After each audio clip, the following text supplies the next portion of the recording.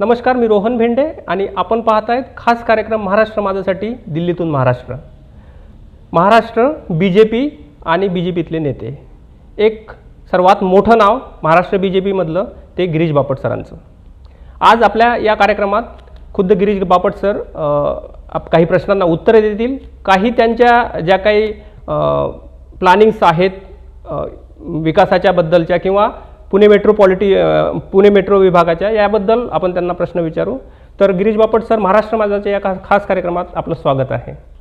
महाराष्ट्र माझाला नमस्कार आणि शुभेच्छा पण. तर सर, सर्वात पहिला प्रश्न, भाजप आणि विकास. जेव्हा तुम्ही 2014मध्ये निवडून आला त्याआधी जेव्हा कॅम्पेन सुरू होतं तर भाजप आणि विकास एवढंच वाक्य होतं. तर मागच्या 7 वर्षात तुम्हाला काय वाटतं की कुठपर्यंत तुम्ही ते गोल अचीव केलेत? नाही, महाराष्ट्रापुरतं जर म्हणायचं झालं तर सुदैवाने त्यावेळेला आमचं सरकार होतं, केंद्रात सरकार होतं आणि अनेक वर्षाच्या राजकीय प्रवासानंतर राजकीय जीवनाबद्दल नागरिकांच्यात जो एक अविश्वास किंवा संशयाचं वातावरण असतं किंवा निवडणुकीमध्ये आम्हाला पुढारी येऊन आश्वासन देतात, निवडणूक झाली की विसरतात, आम्ही आमच्याच जागी राहतो आणि काही कामं आम्हाला दिसत नाहीत. त्याच्यात 2 प्रकार आहेत. काही सामूहिक काम असतात विकासाची विशेषतः, ज्याच्यामुळे सर्वांना फायदा होत असतो, आणि दुसरं एक असतं की व्यक्तिगत लाभार्थी. त्याची देखील लोकांची अपेक्षा असते की मला हे मिळावं आणि त्यात काही गैर आहे असं मला वाटत नाही. मला असं वाटतं की देवेंद्रजींचं सरकार म्हणजे आमचं सरकार असताना मी त्या मंत्रिमंडळामध्ये मंत्री म्हणून काम करत होतो. काही आक्षेप लोकांनी घेतले पण ते बिनबुडाचे होते. पण मोठ्या प्रमाणावर विकासाची कामं, जलयुक्त शिवार असेल, कितीतरी विषय, रस्त्यांची कामं असतील, वेगवेगळ्या सिंचन योजना असतील, शेतकऱ्यांना भाव देण्याचे काही विषय असतील, औद्योगिक विषय असतील, या सगळ्यामध्ये मागच्या 30-35 वर्षात जेवढी गती ही सरकारच्या कामाला नव्हती तेवढी गती दूरदृष्टी ठेवून देवेंद्रजी फडणवीसांच्या कार्यकालामध्ये ही महाराष्ट्राला मिळाली आणि वेगवेगळ्या पद्धतीने महाराष्ट्राचा विकास झाला असं माझं म्हणणं आहे. तुमचं उत्तर तुमच्या अनुषंगाने अगदी बरोबर आहे सर. पण त्याचसोबत त्या विकासासोबत महागाई वाढली. महागाईच्या संदर्भात पेट्रोल डिझेलचे जे दर वाढलेत, त्या दर वाढल्यानंतर जेव्हा तुम्ही विरोधक म्हणून होता केंद्रात त्यावेळेस तुम्ही आंदोलन करून हे म्हणत होता की हे केंद्र सरकारच्या हातात आहे. परंतु आत्ता तुम्ही हे म्हणता की आम्हाला विकास करायचा आहे, त्यासाठी पैसे लागणार, तर आम्ही तो जो भाव वाढतोय त्याला तुम्ही डिफाईन करताय. तर ही भूमिका दुटप्पी नाही का? दुटप्पी नाही आहे. असं आहे की सगळ्यांनाच माहिती आहे, आम्हालाही माहिती आहे, आपल्यालाही माहिती आहे की विशेषतः क्रूड ऑइल असेल, गॅस असेल, डिझेल असेल, पेट्रोल असेल, ही सगळी जी प्रॉडक्ट्स आहेत ह्याच्या किमती या देशात ठरत नाहीत, ह्या आंतरराष्ट्रीय पातळीवर ठरतात. हां, आता त्याच्यात एक मुद्दा आहे की त्या किमती वाढल्यानंतर राज्य सरकारचाही फार मोठ्या प्रमाणावरचा टॅक्स हा त्याला आहे आणि केंद्राचा आहे. बरोबर. म्हणजे मूळ किमतीपेक्षा दोघांचा टॅक्स, ट्रान्सपोर्ट आणि शेवटच्या घटकापर्यंत देणं ह्याचीच किंमत खूप होते. पण शेवटी टॅक्स हे त्या त्या राज्याचं किंवा देशाचं उत्पन्न असल्यामुळे ते फ्लक्च्युएट करू शकत नाही. कारण टॅक्स किती लावायचा हा वर्षाचं बजेट जेव्हा होतं तेव्हा एक करांच्या संदर्भात जो तक्ता असतो त्याच्यामध्ये मेन्शन केलेलं असतं. ते करता पण येईल, पण राज्याचं उत्पन्न त्यामुळे कमी होईल. आणि म्हणून आम्ही जेव्हा म्हणत होतो ते खरंही होतं. आणि आत्ता त्यांची जी मागणी आहे त्या मागणीला आमचा विरोध नाही.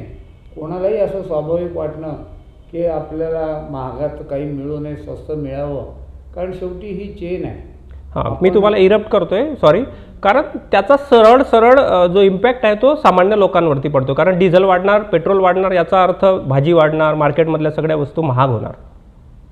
हा बरोबर आहे. म्हणून पण ते अनअवॉइडेबल एवढ्या करता आहे की ते आपल्या हातामध्ये नाही. बरं. सरकारने नवीन टॅक्सच कुठला लावला राज्यातला किंवा देशातला तर गोष्ट वेगळी आहे. हा आपल्या हातात नसणार आहे आणि तो ॲटोमॅटिक वाढत जातो, त्या किमतीप्रमाणे टॅक्स वाढत जातो आणि म्हणून सकृतदर्शनी महागाई झाल्यासारखं वाटतं, ती असते देखील, पण लाँग टर्ममध्ये मग त्याचा उपयोग होतो. पुणेकरांसाठी मेट्रोचा जो प्रोजेक्ट आहे तो जिव्हाळ्याचा आहे, हे तुम्ही मागं म्हटला होता तुमच्या स्टेटमेंट. पुणेकरांसाठी जो मेट्रोचा प्रोजेक्ट आहे जिव्हाळ्याचा आहे हे तुमचं स्टेटमेंट आहे, तर त्याच्यात आत्तापर्यंत किती डेव्हलपमेंट झाली आहे आणि आत्ता काय प्लॅनिंग्स आहेत त्याच्याबद्दलचे? मला असं वाटतं की माननीय पंतप्रधानांचा आणि आमचा एक महत्त्वाकांक्षी प्रोजेक्ट किंवा स्वप्न हे पुणेकरांच्या बाबतीत होतं. कारण 1962 महापुरानंतर पुणे ज्या गतीनं वाढलं, त्याचा विस्तार झाला आणि अनेक नवीन प्रकल्प म्हणजे विशेषतः शिक्षण क्षेत्रामधले आणि औद्योगिकरणामध्ये, त्यामुळे साऱ्या देशातून काय जगातून माणसं पुण्यामध्ये आली आणि पुण्याचा विस्तार झाला. हे खरं आहे की असा विस्तार होत असताना नेहमी नियोजनबद्ध हा व्हायला पाहिजे. म्हणजे आपण नेहमी म्हणतो की चंदीगड असेल, पॉंडिचेरी, त्या काळापासून लोकांनी शहर वाढीव 50 वर्षाचं कसं असेल असं गृहीत धरून विकास केला पाहिजे. पण येणाऱ्यांचं प्रमाण, काळाची मागणी अशी होती की तो तसा झाला नाही. त्या सगळ्यात मध्ये वाहतूक ही एक मोठी समस्या आणि म्हणून आमच्या दृष्टीने पुण्याचा प्रोजेक्ट, खरं तर प्रोजेक्ट फार जुना होता, 10-12 वर्षापासूनचा, पण मला आनंद या गोष्टीचा आहे की मी पुण्याचा पालकमंत्री असताना याच्या संदर्भात सर्व संमती घेतली. म्हणजे मेट्रोचं फायनल झाल्यानंतर मेट्रो ओव्हरहेड असावी का अंडरहेड असावी ह्याच्यावर कित्येक वर्ष गेली, ती फाईल तशीच पडली. मी सर्व पक्षाच्या लोकांना दिल्लीमध्ये एकत्र बोलून, अगदी त्याच्यात शरद पवार असतील, शिवसेनेचे आढळराव होते, या सगळ्या वरिष्ठांना बोलून गडकरी साहेबांच्या नेतृत्वाखाली एक बैठक घेतली आणि आमचेही त्यावेळेचे खासदार अनिल शिरोळे वगैरे सगळ्या पक्षाचे लोक बोलवले आणि एक सर्वसंमती केली की यातून आपण मार्ग काढू. जिथे खूप दाट लोकवस्ती आहे तिथे अंडरग्राऊंड करू आणि जिथे आता खर्चही खूप आहे ह्याचा तिथे आपण ओव्हरहेड करू. आणि मला आनंद आहे की पुढं 50 वर्ष पुण्याच्या प्रगतीचा साक्षीदार ठरणारा हा मेट्रोचा प्रकल्प माझ्या काळामध्ये सुरू झाला आणि आता तो योग्य त्या वेळेला प्रमाणाने पूर्णत्वाला देखील राहील आणि काम चांगल्या पद्धतीने चालू आहे. विकासाचं काम करत असताना किंवा केल्यावर दृश्य स्वरूपात जेव्हा दिसतं तेव्हा त्याचा आनंद वेगळा असतो. बरोबर सर, एक प्रश्न कोविडच्या संदर्भातला की महाराष्ट्रात आणि खास करून पुण्यात कोविडचं जे काय हँडलिंग होतं त्याच्या संदर्भात आणि प्रायव्हेट हॉस्पिटल्सने जे बिलिंग केलं, प्रायव्हेट हॉस्पिटल्सने जे ट्रीटमेंट बऱ्याच महागड्या केल्या, त्यावेळेस पुण्यातल्या ज्या अथॉरिटीज आहेत त्यांनी त्याच्यावरती लगाम लावण्यासाठी किंवा त्याच्यासाठी प्रयत्नच केले नाहीत, असे बरेच सामान्य नागरिकांची हे मी जेव्हा त्यांच्याशी बोललो तर त्यांची ही त्यांचा हा क्वेश्चन होता. तर तुम्हाला याच्याबद्दल काय वाटतं की खरंच पुणे ज्या कोविडच्या संदर्भातले जे काय रिस्ट्रिक्शन्स होते ते रिस्ट्रिक्शन ते सामान्य लोकांच्या बाबतीतले नव्हते का, किंवा जी डॉक्टरांनी वसूल केलेली फीज याच्याबद्दल काहीच असं नियोजन नव्हतं का? असं आहे की जुन्या काळापासून मलेरिया असेल, डेंगू असेल, देवी असेल, असे अनेक रोगांचा फैलाव आपल्याकडे झाला आणि त्या वेळेला औषधं निघाली आणि लोकांना कोरोना हा एक असा नवीन विषाणू रोग आला की ज्याची कल्पना पुण्याला काय, महाराष्ट्राला काय, देशाला काय, जगाला नव्हती आणि ज्या पद्धतीनं तो पसरला. माझे काही मतं ही फार वेगळी आहेत. मी कोरोना विषय हा राजकारणाच्या पलीकडचा आहे असं समजतो. तो आहेच, तो सगळ्यांना समजावा लागेल. पण दुर्दैव असं आहे की आजही मग राज्यात असो नाही तर केंद्रात असो, झालं की आम्ही केलं आणि नाही झालं की केंद्राने नाही केलं, व्हाईस वर्सा. मला असं वाटतं की सामान्य माणूस यांनी दुखावला जातो, तो बाधित आहे, जो कोरोनाने आजारी आहे, ज्याच्या घरातलं कोणी आजारी आहे, तो म्हणतो अरे आमच्या घरात माणूस आजारी आहे आणि तुम्ही कुठली चर्चा करताय. त्यामुळे एखादी चूक झाली किंवा लवकर लक्षात नाही आली तर प्रांजळपणे ती स्वीकारून पुढं सुधारणा करणं हा त्याच्यावरचा मार्ग आहे. आणि म्हणून इतक्या मोठ्या प्रमाणावर हॉस्पिटल्सची त्यावेळेला हॉस्पिटल चालूच होती, पण कोरोनाचे पेशंट, त्यांची औषध उपचारण, नवीन सगळ्या पद्धती, हा अनुभवही आपल्याला नव्हता. आणि म्हणून मी तरी असं माझ्यापुरतं ठरवलं आहे की कोरोनाविषयक आपण कोणाला दोष नाही द्यायचा. आपण ज्या बैठकात न बसतो, आपल्याला जो अधिकार आहे, आपण लोकप्रतिनिधी आहोत, त्या वेळेला ते सुधारण्याचा, त्याच्यात चांगली प्रगती होण्याचा आणि सामान्य माणसाला दिलासा मिळेल असं सरकार म्हणून, स्थानिक स्वराज्य संस्था म्हणून, मग ते केंद्र असो राज्य असो, हा दिलासा आपण लोकांना द्यायला पाहिजे. आणि म्हणून कोरोना हा नवीन प्रयोग आपल्याकडे आला. तो हाताळत असताना काही चुका आपल्याकडनं झाल्या, काही अज्ञान आपलं त्याच्यामध्ये होतं, ते आपल्याला माहिती नव्हतं. आणि म्हणून आपण पुढे जात असताना मागील चुका सुधारून पुढं त्या होणार नाही त्याची काळजी घेऊन आणि सामान्य पेशंट नागरिक हा केंद्रबिंदू धरून जर काम केलं तर मला असं वाटतं की त्या काळापासून किंवा आत्ताही आजारी माणसाला पहिली सहानुभूती लागते, पहिला सल्ला लागतो आणि मग औषधातनं आपण त्याला बरा करतो. मला असं वाटतं की म्हणून कोरोनावर मी नेहमीच पॉझिटिव्ह बोलत आलो. मी कोणावरही टीका करणार नाही. टीकेचा प्रश्न नाही सर, पण यातच एक गोष्ट तुमच्या सरकारने लिखित प्रश्नांना उत्तर देताना लोकसभेत हे केली की कुठला मृत्यूच ऑक्सिजनच्या कमीमुळे झाला नाही असं लिखित प्रश्नाच्या उत्तरांना तुम्ही सांगितलं की लोकसभेत. नाही, असं आहे की असं नाही आहे. हे नक्की आहे की ऑक्सिजन अभावी काही ठिकाणी मृत्यू झाले. सरकारची जी एक सिस्टीम असते की केंद्र आणि राज्य ह्याच्यामध्ये काही राज्यांनी जे कळवायला पाहिजे होतं की दोन प्रकार आहेत की औषधाविना किंवा औषध देऊनही झालेला कोरोनाचा मृत्यू, त्याची संख्या फार मोठी आहे. महाराष्ट्रामध्ये मोठे काही लाखाच्या पुढे गेले. आमच्या पुणे विभागात तर 18-20 हजाराच्या पुढे गेले. देशात तर सगळ्यात मोठी आहे आणि जगात देखील आपण 2 नंबरला आहोत. अमेरिकेच्या खालोखाल आपल्याला त्याच्यामध्ये हे झालेलं आहे. इंजेक्शन न मिळाल्यामुळे कधी मृत्यू झाला असेल. मृत्यू म्हणजे काय की त्या वेळेला जे हवं होतं ते मिळालं नाही. ऑक्सिजनची एवढी मोठी गरज भासेल. तर मी नेहमी सांगतो की ऑक्सिजन किंवा लस ही अशी वस्तू नाही आहे बाजारामध्ये की बेकरी आयटमसारखी त्याच्यामध्ये टाका आणि ब्रेड बटर बाहेर येईल. त्याला खूप मोठं सायंटिफिक नॉलेज आहे, टेक्निक आहे, त्याची प्रोसेस आहे. आणि त्यामुळे जी माहिती राज्यांकडनं आली ती थोडीशी आणि चांगल्या पद्धतीने जर मांडली असती की मृत्यू झालेले आहेत पण आकडे आमच्याकडे अजून आलेले नाहीत तर ते अधिक चांगलं झालं असतं असं मला वाटतं. कृषी सुधारणा कायदा जो आहे तो करून आता बराच काळ निघून गेला. आंदोलन सुरूच आहे. शेतकरी इथे तुमच्या टिकरी बॉर्डरवरती आणि बऱ्याच ठिकाणी बसलेले आहेत.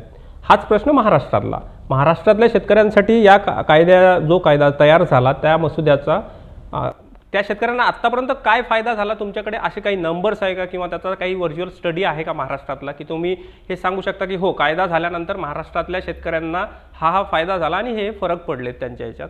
असं आहे की महाराष्ट्रात तर सरकारने जाहीर केलं की आम्ही हा कायदाच अंमलबजावणी करणार नाही. नंबर 1, अनेक वर्षाच्या अभ्यासानंतर कृषीप्रधान देशातलं कृषीचं उत्पन्न आणि ज्याच्यामुळे सगळ्यात जास्त आत्महत्या झाल्या तो शेतकरी वर्ग की ज्याला खर्चा एवढे देखील पैसे हे उत्पन्नातनं मिळत नाही आणि तोट्यात शेती करायची.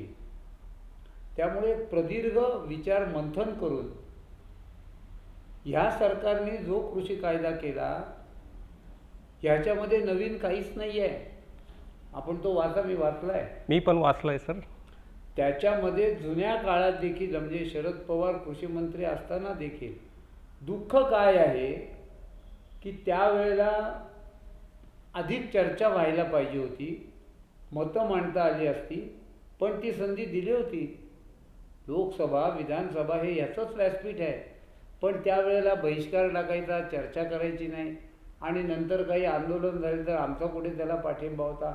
मला असं वाटतं की जसं औद्योगिकरण हा देशाच्या विकासातला एक मोठा भाग आहे तसं कृषी हा देखील देशाच्या विकासातला आणि फार मोठा वर्ग त्याच्याशी जोडलेला आहे.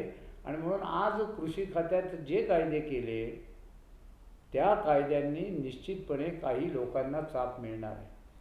विशेषतः मध्यस्थ दलाल ह्यांचा जो फायदा वारेमाप होत होता तो कमी होऊन शेतकऱ्याच्या खिशात 2 पैसे मिळणार. त्याच्या धान्याला मिळणारा भाव असेल, धानाला मिळणारा भाव असेल, वाहतूक असेल, त्याची मिनिमम सपोर्ट प्राईस असेल, त्याचे गोडाऊन्स असतील, या विविध विषयाचा अभ्यास त्याच्यामध्ये केला आहे. आणि शेवटी असं असतं ना की आपण एखादा कायदा केल्यानंतर हा म्हणजे काही लक्ष्मण रेषा नसते. हां, त्याला काळ जावा आता लागेल. काही काळ गेल्यानंतर तर आपल्या लक्षात आलं की याच्याऐवजी हे करायचं, तर कुठलंही लोकाभिमुख सरकार ते करायला तयार असतं. पण केल्यानंतरच इतक्या मोठ्या प्रमाणावरती आरडाओरड. आणि आज मला तर असं दिसतंय की पंजाब पुरतं, हरियाणा असेल, पंजाब असेल, UPचा थोडासा काही भाग असेल, आंदोलन जे चालवले ते शेतकऱ्यांनी चालवलंच नाही आहे. या प्रश्नांसोबत मी कॉन्ट्रॅडिक्ट आहे तुमच्या, पण ते तुमचं वैयक्तिक मत आहे. कारण मी त्या तिथे जाऊन आलो आहे 2-3 महिने त्या बॉर्डरवरती. तर मी त्या प्रश्नाला उत्तराला तुम्हाला साथ नाही देऊ शकत किंवा तुमच्यासोबत उभा राहू, कारण तिथे शेतकरी आहेत हे प्रामाणिक. मी शेतकरी आहेत नाहीत असं म्हणलो नाही. आंदोलन जे चालवलेलं आहे त्याचा केंद्रबिंदू आणि त्याचा मागचा ब्रेन हा शेतकऱ्याला भडकवून काही लोकांनी केलेला आहे. उपोषणाला शेतकरी नक्की बसले असतील. वादाचा विषय असू शकतात, वाद हा नेहमीच असतो. नाही, ही चर्चा स्वागतच केलं. ही चर्चा अण्णा आंदोलनाच्या वेळेस झाली की अण्णा आंदोलनाच्या मागे सगळ्याचा सगळा BJPचा सपोर्ट आहे हे सुरू. सर, एक प्रश्न, जुन्नरच्या बौद्ध लेण्यांचा ज्या बाबतीत तुम्ही आता म्हटले की त्याचं जागतिक जे स्वरूप आहे त्या याच्यावरती जर त्याची प्लॅनिंग केली आणि डेव्हलपमेंट केली तर त्याचा फायदा होऊ शकतो. नेमका प्लॅन काय आहे तुमच्या डोक्यात? म्हणजे नेमकं काय चित्र आहे त्याचं? असं आहे की पुणे जिल्ह्यामध्ये अनेक ठिकाणी विविध लेण्या आहेत. आणि जुन्नरला शिवनेरीच्या किल्ल्याला लागूनच जी बौद्ध लेणी आहे ती साधारणपणे 2500 वर्षापूर्वीची आहे असं डेक्कन कॉलेजनी काही अभ्यास करून थोडं पुढे मागे असू शकतं. मग काही लोकांनी मला लोकप्रतिनिधी म्हणून संपर्क केल्यावर त्याच्या संदर्भात मी पत्रव्यवहार सुरू केला. काल परवाच आम्ही संबंधित खात्याच्या मंत्र्यांना भेटलो. आणि त्या लेणीचं आणखीन एक वैशिष्ट्य असे की बौद्ध लेण्या खूप आहेत, चांगल्या आहेत, पर्यटक मोठ्या प्रमाणावर बघायला ते येतील. पण 2500 वर्षापूर्वी रोमन साम्राज्य जेव्हा होतं तेव्हा रोमन साम्राज्य आणि भारत यांच्यातल्या व्यापाराचा फार मोठा एक पुरावा आणि दस्तऐवज त्या लेण्याच्या माध्यमातून मिळतो. आणि त्यावेळेला 2500 वर्षापूर्वी काही साधनं नसताना भारतातनं रोमन राज्यामध्ये व्यापार कसा होत होता हे सगळ्याची माहिती त्या लेणीच्या माध्यमातून आहे. आणि बौद्धकालीन लेणी असल्यामुळे निश्चितपणे जगाच्या पातळीवर लोक तिथं पाहायला येतात. आणि म्हणून आम्ही मंत्री महोदयांना तिथे बोलवलेलं आहे. त्याच्याकरता काही प्राथमिक निधी द्या म्हटलं, त्याचं संरक्षण झालं पाहिजे, त्याचं जतन झालं पाहिजे. आणि माझे मित्र सुनील माने आणि retired director doctor Shinde Deccan कॉलेजचे हे त्याच्यात अधिक लक्ष घालत आहेत. हा सगळ्यांच्या आनंदाचा विषय आहे. आणि सगळ्यांना बरोबर धरून भविष्य काळामध्ये त्या लेण्यांचा विकास करावा आणि एक जागतिक पातळीवर जगाचं ते केंद्र व्हावं अशी माझी इच्छा आहे. रुपी बँकेचा जो इश्यू आहे आता त्याच्यावरती रिझर्व्ह बँकेने पण विलिंग करण्यासाठी डायरेक्ट नकार दिला, तर त्याबद्दल तुमचं काय मत आहे? आता काय करणार आहे? नकार नाही दिलेला, रिझर्व्ह बँकेने नकार नाही दिलेला, अजून पेंडिंग आहे. हो का? बरं. त्यानंतर मला त्याच्यात एवढंच आहे की मी पुण्याचा प्रतिनिधी असल्यामुळे साधारण 4-4.5 लाख मध्यमवर्गीय आणि त्याच्यातही सिनियर सिटीजन की ज्यांनी आपल्या फंडातनं वगैरे आलेले पैसे दर महिन्याला आपल्याला रुटीनमध्ये वापरायला मिळावे म्हणून विश्वासाने ते बँकेत ठेवले. अनेकांचे काही रोग असतात, औषधं पाण्याकरता आपल्याला, आणि त्यामुळे या मध्यमवर्गीय आणि सिनियर सिटीजन्सना खूप त्रास होतो आहे. कारण 4,93,000 छोटे डिपॉझिटर आहेत. बरोबर. पण मी त्या प्रश्नात लक्ष घालणार आणि तो तडीला नेणार. हायकोर्टाने आत्ताच जे Pune metropolitan region development authority आहे त्याचा याच्यावरती स्टे केला आहे, तर तुम्ही याबाबतीत काय तुमचं लिगली काही कन्सल्ट झाला आहे का किंवा तुम्हाला? नाही, माझा काही लिगली वगैरे झाला नाही आहे. पण मला असं वाटतं की जेव्हा मी PMRDमध्ये लक्ष घालत होतो किंवा देवेंद्रजी होते, हे ठीक आहे की सत्ता ज्याची असते त्याला अधिक श्रेय असतो, श्रेयवादाची लढाई असते, ती लढावी, त्याच्यातही काही नाही. साधारण जे नियमात आहे, चौकटीत आहे, त्याच्या बाहेर जाऊ नये. मला तुम्ही आवडता का नाही आवडता ह्याच्यावर मुद्दा नाही.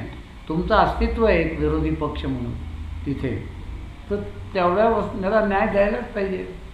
आणि तो आता दिला जात नाही आहे. म्हणजे आता संजय राऊत आमचे मित्र आहेत समजा, ते असतात मुंबईत, आता त्यांना पुण्याच्या PMRDवर टाकलं आहे.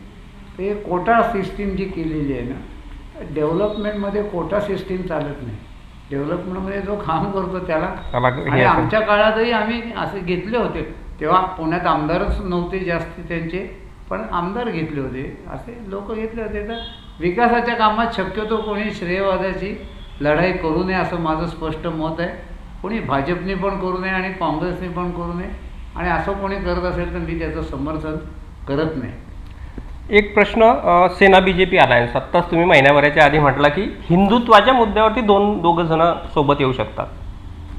विकास, तुम्ही केलेली कामं, किंवा तुम्ही जे आत्तापर्यंत तुमचं दोघांचं अलायन्स होतं इतकी वर्ष, त्या सगळ्या जेवढ्या घटना आहेत त्या घटना मागे टाकून फक्त हिंदुत्व हाच विषय असू शकतो का अलायन्ससाठी? किंवा नाही, अलायन्ससाठी फक्त हिंदुत्व हा विषय नाही.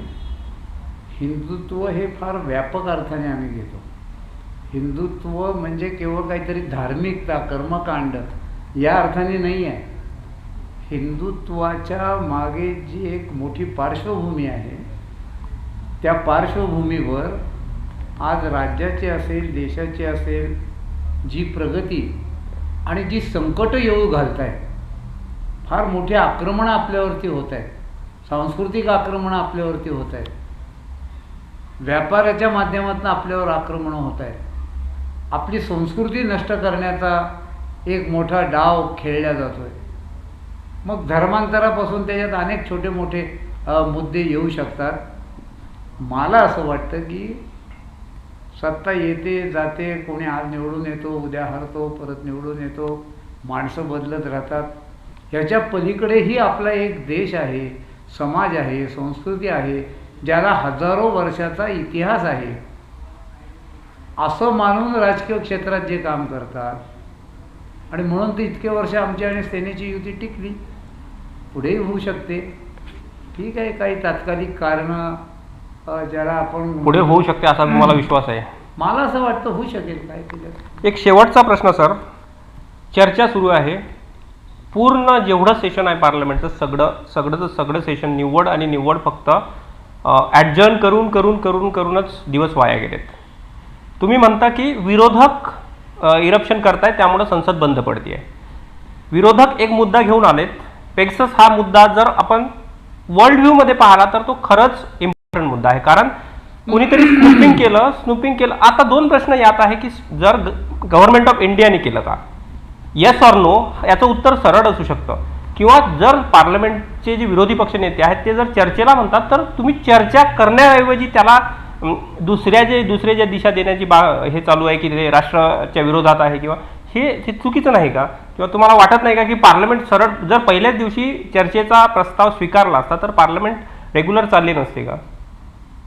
असं आहे की हे इतकं सरळ नाही आहे. त्या विषयाचं गांभीर्य नक्कीच आहे. म्हणजे आम्ही मानतो की असं व्हायला नाही पाहिजे. नेमकं ह्याच्यात काय झालं याचा कुठलाही पुरावा आजपर्यंत छोटासा का विना पण सादर झालेला नाही. आणि मग सगळं सेशन सत्तारूढ पक्ष ज्या पद्धतीनं काम करतोय तर त्या कामाला कुठेतरी खीळ घालायची. मग का नाही गेलो आजपर्यंत कोर्टात ह्याच्यात? आणि काल जो कोर्टाने निर्णय दिला आहे, 3 स्पेसिफिक मुद्दे कोर्टाने उपस्थित केले, तेच सरकारचं आजपर्यंत म्हणणं होतं. आता ते कोर्टाकडनं आल्यामुळे ह्यांना कळेल. का नाही FIR दाखल करत तुम्ही? का नाही कोर्टात जात? कोर्ट म्हणतंय की तुम्ही माझ्याकडे कोणाकडे कोणी जाल तेव्हा तुमच्याकडे काही सबळ पुरावा आहे का? आत्ता चाललेल्याला खीळ घालून लोकांचं लक्ष विचलित करण्याकरता हा प्रकार चालू आहे, असं आता बोलण्याची वेळ आली. सॉरी फॉर इंटरप्शन सर, पण ज्या देशाने ते सॉफ्टवेअर बनवलं, ज्या देशात ती कंपनी आहे, त्याच देशाने त्या कंपनीवरती आत्ता सध्या निर्बंध लागून त्यांची चौकशी सुरू केली आहे. तर आपण निदान चौकशीसाठी तरी ना चौकशी त्यांची येईल आपल्याकडे, रिपोर्ट मागू आपण त्या सरकारला, सरकार टू सरकार. पण त्या देशात त्यांनी काही केलं किंवा जागतिक पातळीवर ते काही करतात आणि म्हणून त्याचा संबंध जोडून आमची जासूसी चाललेली आहे याचा कुठलाही पुरावा काहीही त्याच्या संदर्भातलं हातात नसताना केवळ तोंडाने, तसं तोंडी चालत नाही. भारतातल्या 9 पत्रकारांचे फोन ॲम्नेस्टी इंटरनॅशनलनी रिसर्च करून त्याची फॉरेन्सिक हे केली आहे आणि त्याची रिपोर्ट्स त्यांनी अगदी त्यांच्या लेवलपर्यंत, म्हणजे ते हे असलं म्हणजे बाउंड असल्यामुळे त्यांनी पब्लिश केले नाहीत. पण त्यांनी भारतातले 9, त्यातली तर माझ्याच 2 मैत्रिणी मित्र आहेत, त्यांचे पण फोन त्यांनी फोन करून, परंजय गुहा ठाकूरतांनी तर अगदी सांगितलं की कशाप्रकारे ती टेस्ट झाली, कशाप्रकारे त्यांनी डेटा घेतला, कशाप्रकारे सांगितलं की माझ्या फोनमध्ये पेक्सस आहे. जर भारत सरकारने हे केलं नसेल आणि विदेशांनी कुठली असेल तर हे तर त्याच्याहीपेक्षा नॅशनल सिक्युरिटीसाठी आपल्याला धोकादायक असेल ना. निश्चितपणे राष्ट्रीय सुरक्षितता हा आमच्याही दृष्टीने महत्त्वाचा प्रश्न आहे. आमचं एकच म्हणणं आहे ह्याच्यात की असे वेग आरोप करून ह्याच्यात काही सिद्ध होणार नाही, नंतर मग परत उंदीरच निघेल पोखरून डोंगर. त्यामुळे आता जे कोणी बाधित आहेत किंवा ज्यांची काही चौकशी झाली, ज्यांचे फोन टॅप झालेत, ज्यांची माहिती घेतली, त्यांना अनेक इतर मार्ग आहेत की ज्याच्यातनं ते न्याय मिळवू शकतात. ते सबस्टेन्शियल पुरावा येऊ देत, सरकारी लक्ष घालेल. पण आता सरकारने सुमोठं लक्ष घालण्यापेक्षा ज्यांच्यावर असे काही प्रयोग केले किंवा ज्यांच्याकडे काही माहिती आहे त्यांनी पुढे आलं पाहिजे, कोर्टात गेलं पाहिजे.